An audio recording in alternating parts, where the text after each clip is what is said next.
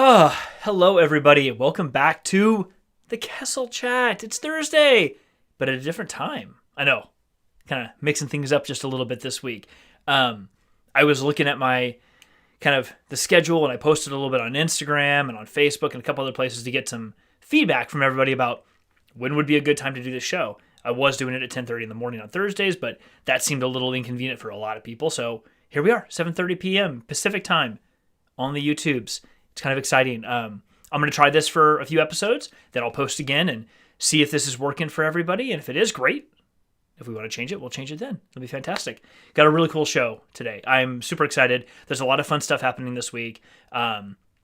We've got Rebels Remembered Day tomorrow, which we'll talk about here in a little bit, which is super exciting. It's actually my first time ever celebrating this event. I'll be honest, I didn't know about it, which I feel like a total jackhole for not even knowing about the event. But thankfully, the Star Wars Twitterverse has been super kind to me lately, and there's all kinds of good information they've been sharing. And want to guest spotlight today, I'm going to call out somebody very particular who's kind of inspired a lot of the content for today's show. So more to come on that. Got some books to talk about, some swag to talk about. Just going to be a lot of fun. So if you're ready, grab yourself a beverage. I've got some water because I've got to be responsible. I've got my baking Star Wars shirt on, Bake More from Johnny Cupcakes, which I love Johnny Cupcakes and I love to bake. So there's that. I've also got a little social lubricant. Got to have that. Let's get ready to chat.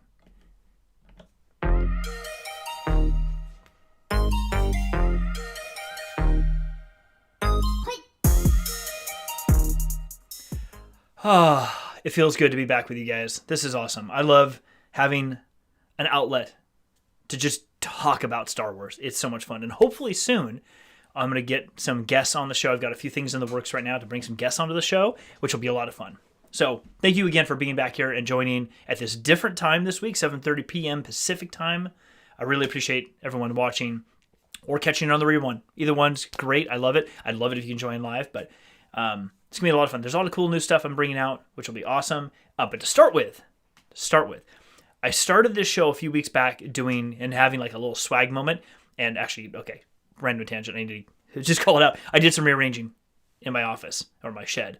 If no one knows, I'm in a shed in my backyard, which is kind of fun. This is my studio.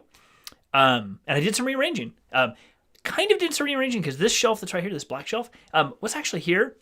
Funny story. Go figure. I had some wall anchors, and I went to move it around, and it broke. And half my bobbleheads fell. It just made a huge mess. So what I went ahead and did is took some time, got these really cool rustic L brackets, and removed the black shelf over here. And a bunch of my awesome Star Wars bobbleheads are now here. I've got some artwork up here from Star Wars: The High Republic, some more Star Wars bobbleheads right here. All my Star Wars Legos, or most of them anyway, are back here. And what that let me do is get a new shelf up here, and I get to showcase some new books, which is super cool. So I've got some High Republic books in here. I've got Alphabet Squadron books in here. I've got a Thrawn book in here. I've got a lot more of those, a lot more books in general, but I wanted a cool spot. And if you hadn't noticed, I got my holocrons over here because both Jedi and Sith, because I got to have a little bit of balance. Force is all about balance, right? So I got some balance. And then, of course, repping my local comic book store right here, Flying Colors, here in Concord, California, which is awesome. I'll put some information to them later on. But all right, to the show. So this week, talking about swag.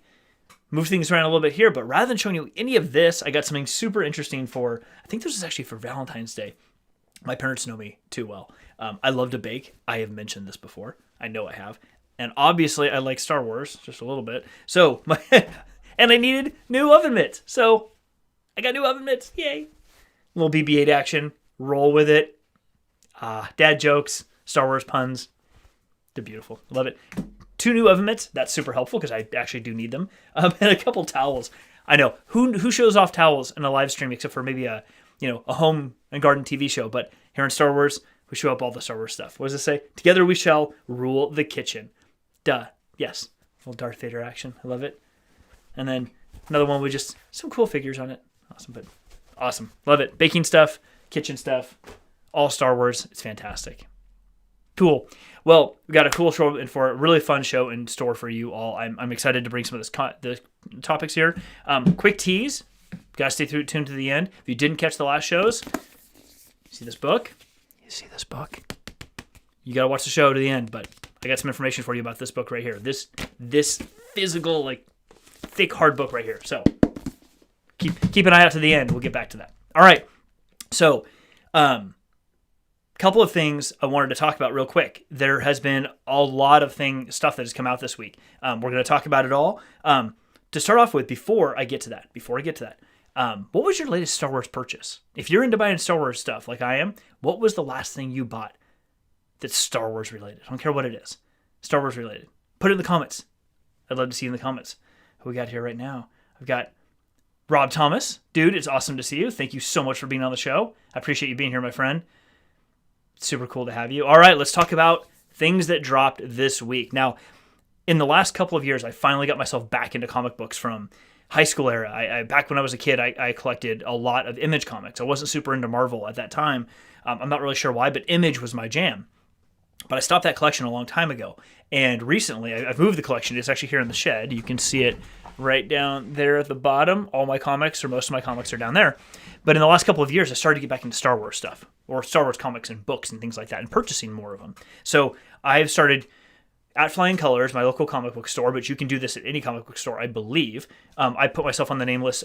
It really got me inspired when the High Republic dropped. When that whole new storyline and story element started coming out, it just got me jazzed. I'm like, okay, this is my motivational moment to get back into comic books and really embracing just the inner geek that is me and what I love. So at my local store, I'm on a pull list, so I get called every time the new High Republic stuff comes out. And this week, on March 3rd, we got 2 books that dropped. Yes! Okay, let's start off with this guy. This one right here, Star Wars The High Republic, issue number 3, written by Kevin Scott, artist by, I forgot the artist's name, but it's here. I will get it for you here in just a second. It's issue 3 of one of the first run of comics that came out for the High Republic, featuring several of the prominent new characters in the story. So let me double check here real quick. So yeah, Kevin Scott is the writer, and Ario Anindito is the primary artist. And there's a lot of other contributing folks to these. Obviously, books like this don't get made without a whole bunch of people. The writer being most well known typically, but you can see right there. There's, here at the bottom half of the page, there's a ton of people who contribute to these books. Take a look at them, appreciate them. The stories are amazing. I'm loving this because it's what it does for me is these stories from the books that are up here on my shelf, like The Light of the Jedi and Into the Dark and all of this.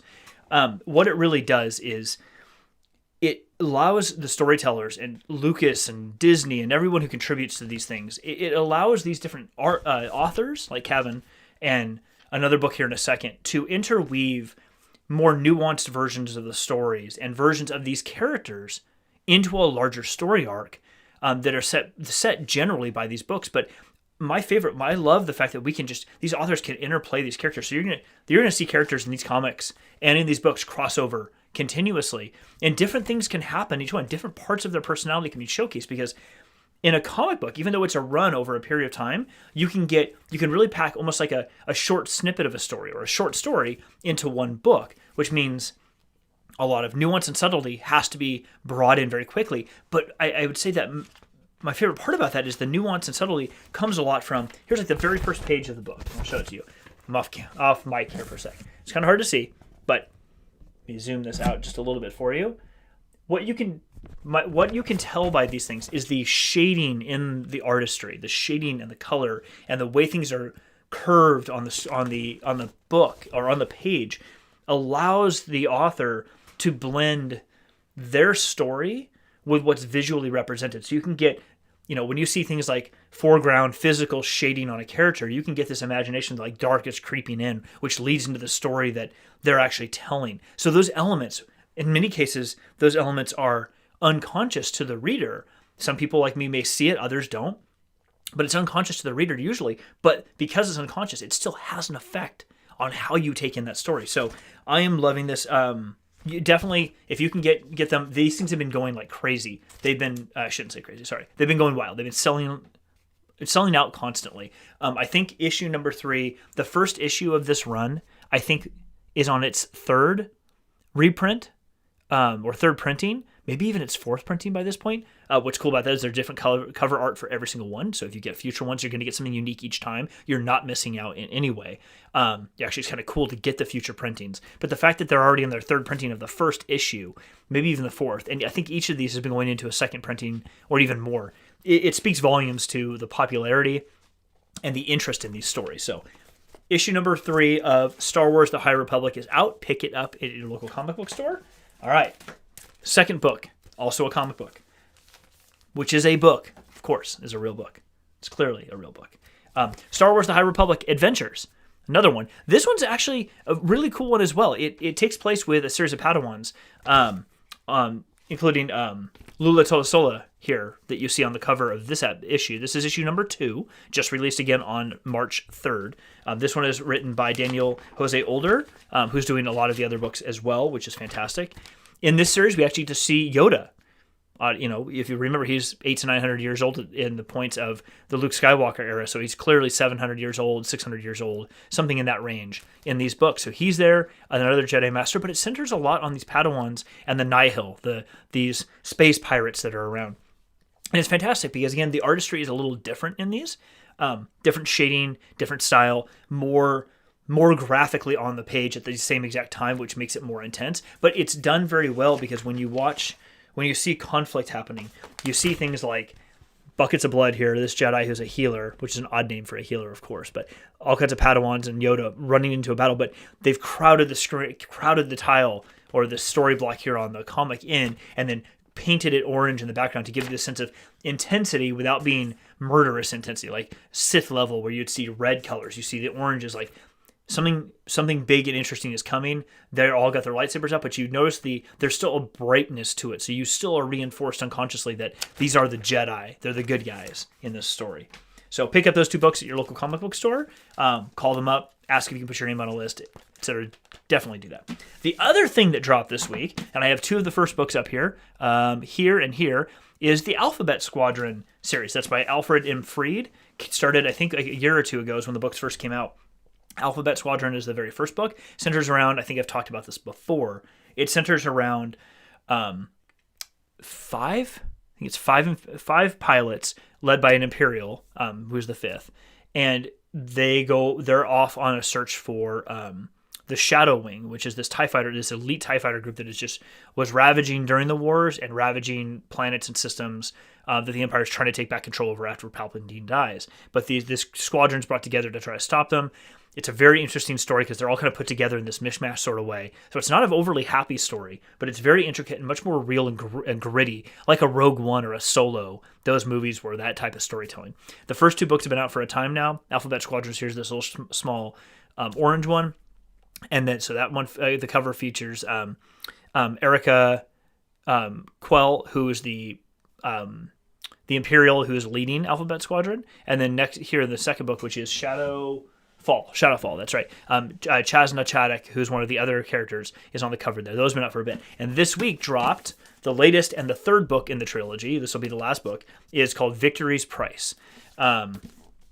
This one's going to be interesting, and I haven't started it yet. I'll be starting it this week, probably even tonight after the show. Or I need to finish Shadowfall, and then I'll finish this one. But I think Victory's Price is a really good indicator because based on what I've heard about the book and the story, victory comes at a price. Beating the Empire and others comes at a price. The Emperor did a really good job of ingraining himself and his ideals super deep into the galaxy, and getting rid of a dictator like that doesn't just happen overnight or cleanly like a Band-Aid being ripped off.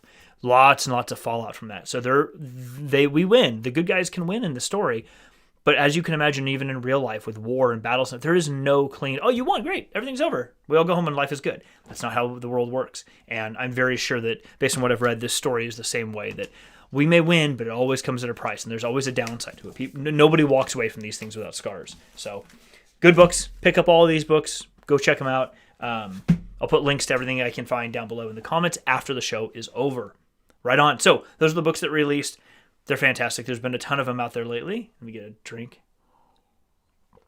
Perfect. By the way, this is a Kolsch I bought it. This is a Kolsch from Seismic Brewing in Santa Rosa, California. Really cool place. Love it. Santa Rosa, California, North Bay, north of San Francisco. Seismic Brewing. All right. Rebels Remember Day, the main topic for the night. So here recently, I've been diving further into Star Wars Twitter and getting to know people there and just participating in a conversation. And I got to come across a person, Hope Mullinax, at Hope Mullinax. Let me see if we can bring her up on the... Where we got her here? Right there, Hope Mullinax on the lower third. You can see that. You can find her at geekygirlexperience.com. And she also runs the J Guys and Jedi podcast. She's amazing. She posts all kinds of really cool content that I love keeping an eye on. And she brought up on a stream recently that I was watching, I think it was last week, something called Rebels Remembered Day. I hadn't heard of it, but I did know that tomorrow, March 5th, is the 3rd anniversary of the last episode of Star Wars Rebels, which I believe was the first series, animated series to come out after the Clone Wars had wrapped and been canceled. I'll be honest with you, at first, when Rebels first came out, I was not a huge fan. I took it as to be kind of campy and silly right in the very beginning. And I gave it up after like 2 or 3 episodes for a while. I don't remember what triggered it, but I ended up going back to saying, I'm going to rewatch this. I need to get into it. I really want to see what the storyline can tell. And by the 4th episode, I realized when I went back into it with an open mind, this story is amazing.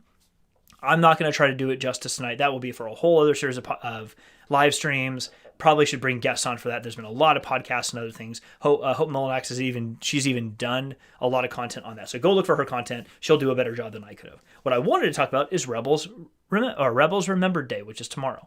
Let me bring that up so I can show that to you real quick. There's the hashtag. Follow that on Twitter and the other socials. You can find it everywhere. But what I wanted to show you was right here. All right, let's bring this up. So this is her tweet from a couple days ago, I believe. Yeah, actually this morning, first thing this morning.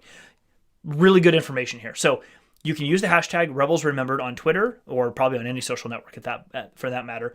The day is designed to celebrate the show and the show ending. Now, like I said, when I first started watching the show, I wasn't sure I was going to really get into it. I wasn't sure that was going to be my jam. By the end of the entire series run, I'm going to be honest with you, that last episode of the series, I was in tears. It resonated so much with me, with characters that show up like Ahsoka. I don't want to be a big spoiler here, but Ahsoka Tano comes back. She's a pretty prominent part of the show in the latter half of the show. The wolves you see around the circle there, they're called Loth Wolves. They play a prominent part. Ezra Bridger, who's there on the bottom left, he learns from the Jedi right above him, Kanan Jarrus. And this whole crew, they're amazing. And the stories that came out of this, I don't want to say they were better or worse than the Clone Wars. What I want to say is they were different. And one of the things I have loved about content that's been put out, like Rogue One and Solo, a Star Wars story, is it's the humanity behind it. You have to imagine. Let's paint a picture here for you real quick. By the time that Revenge of the Sith happened, there were probably, I'm going to make up a number here, but let's say between 10 and 30,000 Jedi left. 10 and 30,000. So picture this. Let's say there's 10 and 30,000 Jedi that exist as a whole. And you have a galaxy. A galaxy. And how many people do we have that live on planet Earth? What? 5 billion, 6 billion, maybe more? So if you have 20,000 people as a subgroup out of, let's say, 6 billion people on one planet, how often do you think you would ever encounter one of those 10 to 30,000 people? Probably not very often, right? Maybe you know about them, you've heard about them, they're in the news, but you're rare that you're ever going to really encounter one. Maybe you will if you go to their locations. Now expand that to an entire galaxy.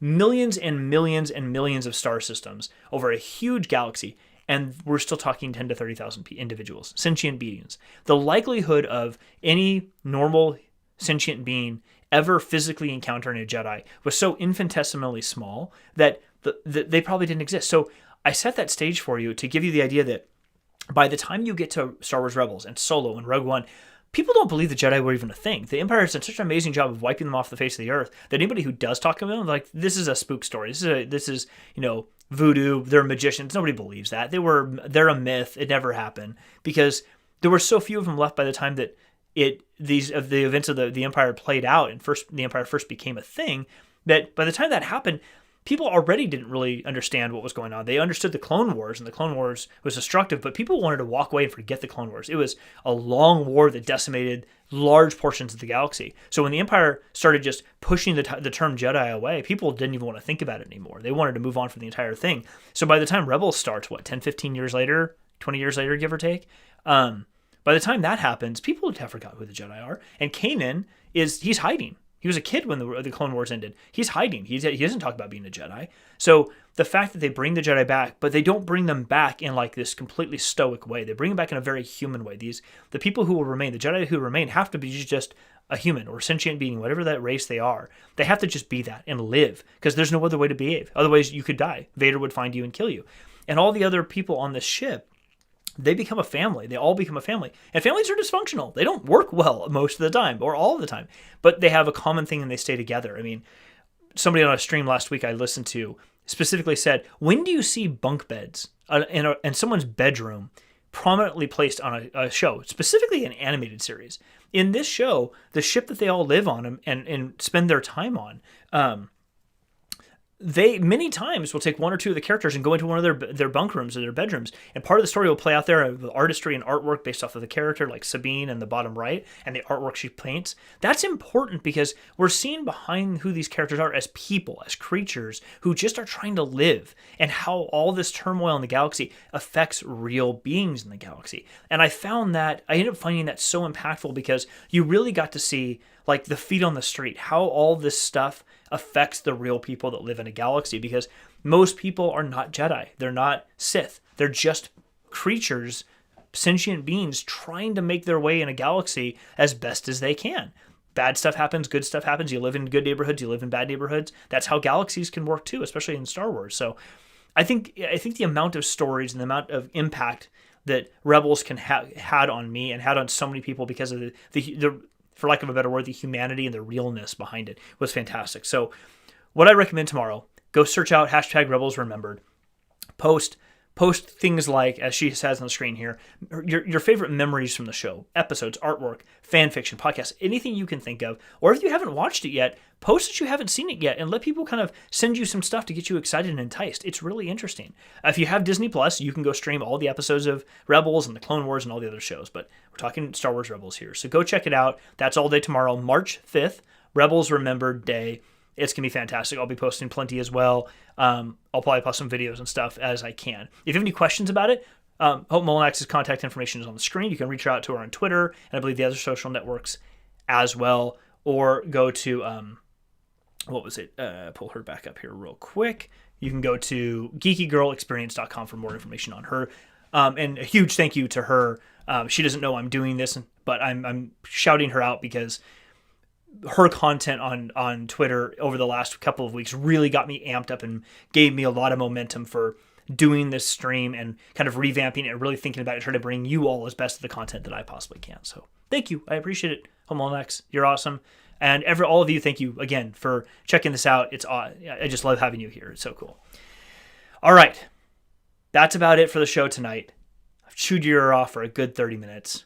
I appreciate you being here. Have another drink of some social lubricant, as it were. Before I let you go, though, got a couple things for you. Before I let you go, so let's remember, pull it back up. Rebels Remembered Day is tomorrow, right here. How do I get my hands around the warmness of this cup of coffee over here and the Rebels Remembered hashtag? Remember this hashtag. Remember the Rebels Remembered hashtag if you can remember all that. See that word like too many times. Go check it out. All of the Twitters tomorrow. Okay. So, before I let you go, before we wrap up for the night, I'll give you a little teaser about this book earlier. I've shown it on a couple of my other shows. I'm going to be giving this away. You can see I have a copy of it up here. That's my copy. I'm keeping that, but I have a copy for you. I'm going to be giving this away. So I was going to do April 1st because that's a first show in April, but I realized that probably would freak people out that April 1st, April Fools, you're not going to give it away. Totally giving it away. So March 25th, mark your calendars. March 25th, tune in here, same bat time, same bat channel.